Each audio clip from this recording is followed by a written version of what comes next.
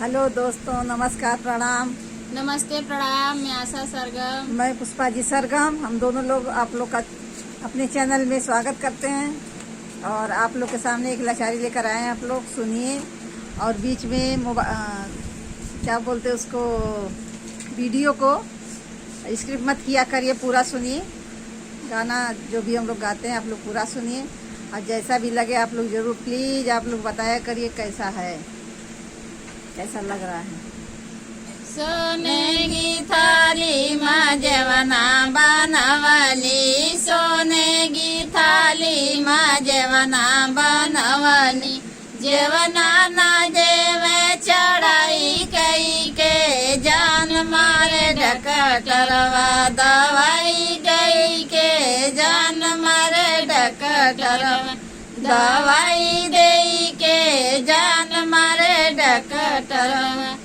जजरे गाड़ुआ गंगा जल पानी, जजरे गाड़ुआ गंगा जल पानी, पनिया न पिए चढ़ाई कई के जान मारे डकटरवा, दवाई गई के जान मारे डकटरवा, दवाई दे के जान मारे डकटरवा।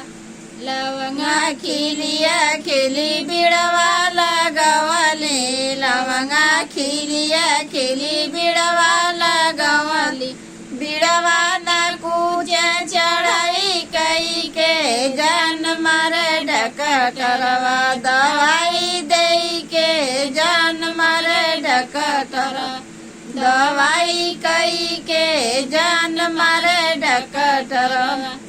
लवंगा खिलिया खिली बिड़वा लगवली, लवंगा खिलिया खिली बिड़वा लगवली, बिड़वा न कूचे चढ़ाई कई के जान मारे डकटरवा, दवाई दे के जान मारे डकटरवा, दवाई कई के जान मारे डकटरवा।